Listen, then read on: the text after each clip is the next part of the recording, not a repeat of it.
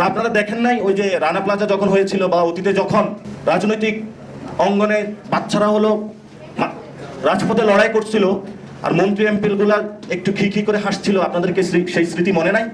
যখন এই আন্দোলনটা হচ্ছিল তখন হলে হেন তেন করে রাজাকারের বাচ্চা বলে গালি দিয়েছিল, বড় বড় আরাম কেদারা চেয়ারে বড় বড় হাসি ফুটিয়েছিল, তাদেরই বংশধররা আজকে বলতেছে যে এটা নাকি হাস্যকর। আপনি কোথায় হাসি আসে একটু বলবেন আমাদেরকে, তাহলে আমরা আপনার হাসিটা একটু বন্ধ করে দিব, তাহলে আপনার কান্না আসবে না, কারণ আমাদের এখনো কান্না আসে। এই জন্য যারা যে পলিটিশিয়ানরা বাংলাদেশে খুব হাসতে ইচ্ছা করে আমাদের কাছে একটু আসবেন, আমরা আপনাদেরকে হাসি বন্ধ করে একটু কান্না ছুটিয়ে দিব। যথেষ্ট হয়েছে, যথেষ্ট ধৈর্য ধারণ করেছি। আর বাংলাদেশে আমাদের যারা সৈনিক ভাইরা এই রাজপথে নেমে এসেছিলেন, আমরা সরকারের কাছে আহ্বান জানাবো যে আপনারা এই সৈনিকদেরকে পুরস্কৃত করুন। একটি দুইটি মেডেল ধরিয়ে দেওয়ার নাই, যেটা আপনারা অফিসারদেরকে দিয়ে থাকেন।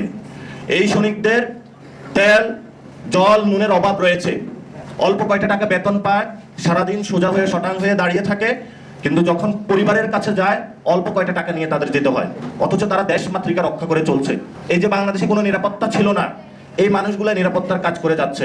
আপনি দেখবেন মাঠে দেখবেন সেনাবাহিনীর লোকগুলা মুখ শুকিয়ে গেছে, তাদের সারাদিন ডিউটি করে একটার পর একটা প্রবলেম তারা সলভ করে যাচ্ছে। আমরা ডক্টর ইউনূস সরকারের কাছে আবেদন জানাবো যে আপনি এই সৈনিক যারা রয়েছেন তাদেরকে আপনি পুরস্কৃত করুন, কাগজে কলমও পুরস্কৃত করুন, তাদের বেতন ভাতা বাড়িয়ে দিন এবং তাদেরকে একটি সম্মান জায়গায় প্রদর্শন করুন।